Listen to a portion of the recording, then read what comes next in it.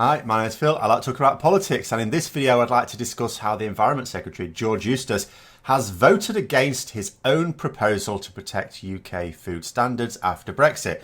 But first, if you'd like to be notified of daily news and politics, then please subscribe to the channel and click the bell notification icon. So, there are really two aspects to this. The first is that we have a minister who publicly called for something to protect the UK, but then voted against it once the opportunity arose to back it with action.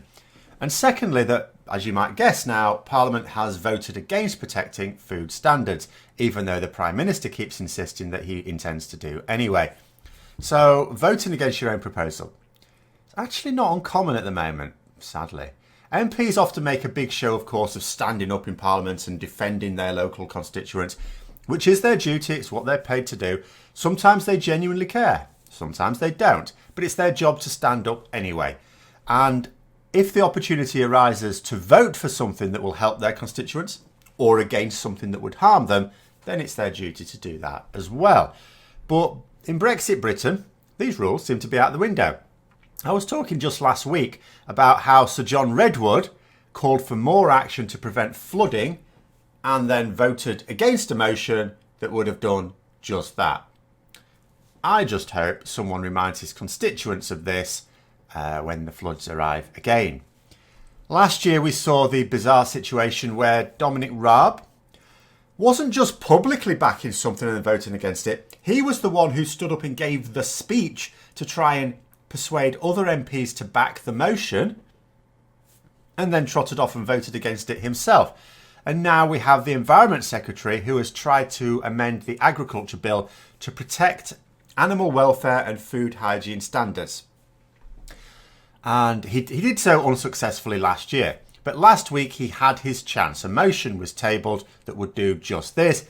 His opportunity to vote for it and see it on the statute books. But he voted against it. Eustice voted against the motion that he was trying to get put forward last year. But the real implication of this is that we are lowering food standards. That's what this means. It seems a madness to me that people will argue that Boris Johnson is insisting that such standards will not be lowered when he's whipping his MPs to vote against measures to guarantee it. He says that he'll maintain environmental standards, but he's refused to enshrine it in law. The same with workers' rights, which they are now already happy to publicly discuss in television interviews that they're thinking about getting rid of. And now the same with animal welfare and food hygiene standards. And counterpoint this, again, if you're going to actually allow your brain to go through this following logic, oh yeah, but he says he's not going to lower the standards. Yeah, I know he's not letting his MPs enshrine it in law, but he says, so we have to trust him, don't we? Counterpoint this with his attitude to the transition period. So the transition period keeps us in the EU up until the end of 2020. In the customs union, in the single market, paying our dues, following the rules, subject to the European Court of Justice, all the things that apparently were bad about the EU. Now, the EU are not opposed to extending this deadline. They're quite happy to see it go beyond that. But Boris Johnson and his supporters are opposed to it. They do not want it going beyond the end of this year. Boris Johnson keeps saying that he is not going to extend the deadline. So, are these same people who are happy to accept his word that he's not going to lower food hygiene standards, animal welfare standards, environmental protections, worker protections, even though he won't enshrine them in law, are those same people who are going, oh yeah, but he said he won't, so he won't, happy for him to just say, I'm not going to extend the transition period? No. He had to have Parliament write into law that the transition period cannot be extended by the end of this year if the government make no request after June. So by the time we get past June, if there's been no request for a transition period extension, then in law it says they cannot be.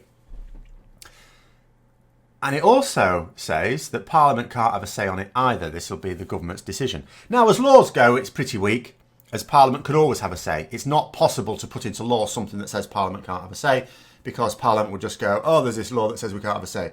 Yeah, let's just get rid of it. They can just amend any legislation they want. But the point is that Johnson was so serious about this claim to not extend the transition period that he backed it by putting it on the statute books. It is law now. So if his claim to not extend the transition period was guaranteed with legislation, why has he opposed legislation that guarantees standards for animal welfare, food hygiene, workers' rights, environmental standards, while still maintaining that he is not going to reduce them? Why has he told MPs to vote against those measures? It's simple, because he is going to remove them. It is that simple. It's not even an area of speculation where your point of view is determined by your own political bias. It's just a fact. When he actually meant something, he put it in law. And that's not just Boris Johnson behaviour, that's just parliamentary behaviour. That's what a government would do. If you mean something, you'll put it in law.